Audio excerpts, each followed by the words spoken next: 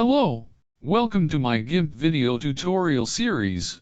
In this video I will show you the GIMP Move tool, Rectangle Select tool, and both its types.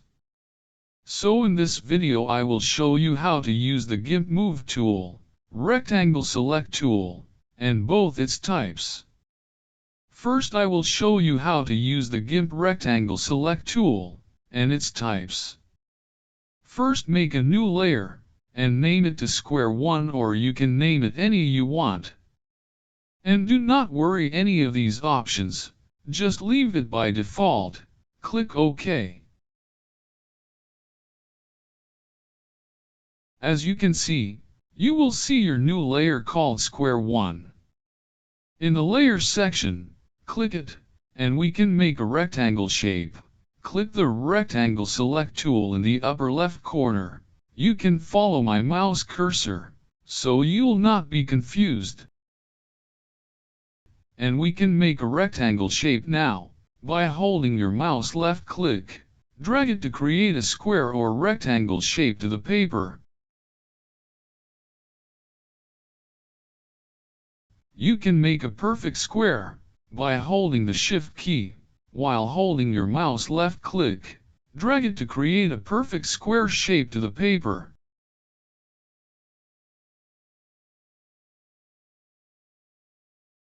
And as you can see, you make the square or rectangle shape for the first time. We can fill any color inside this square or rectangle shape with the use of Bucket Fill tool. Click the Bucket Fill tool in the upper left corner. You can follow my mouse cursor. You can also use the shortcut key, by typing Shift+B key to select the Bucket Fill tool. Once you click the Bucket Fill tool, aim at the square or rectangle shape.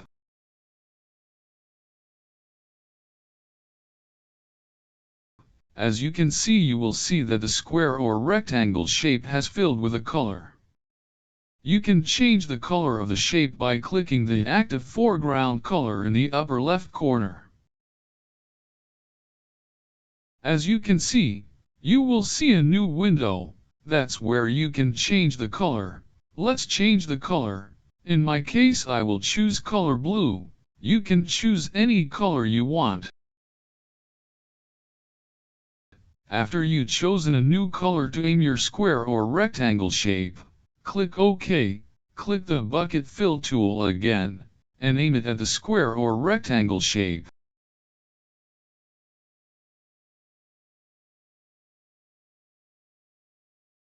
As you can see, the previous color has been changed to a new color. What about the ellipse or circle shape? You can make a circle or ellipse shape.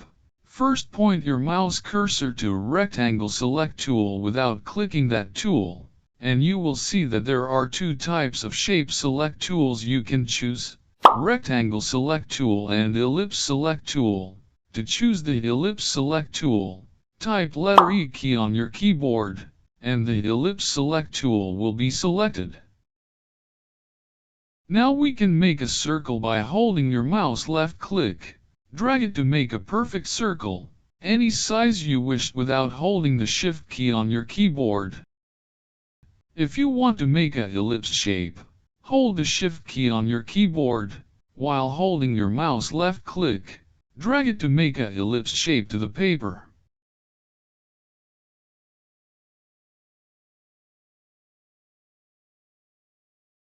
And as you can see, you make the circle or ellipse shape for the first time. We can fill any color inside this circle or ellipse shape with the use of Bucket Fill tool. Click the Bucket Fill tool in the upper left corner. You can follow my mouse cursor. You can also use the shortcut key, by typing Shift+B key to select the Bucket Fill tool. Once you click the Bucket Fill tool, aim at the circle or ellipse shape.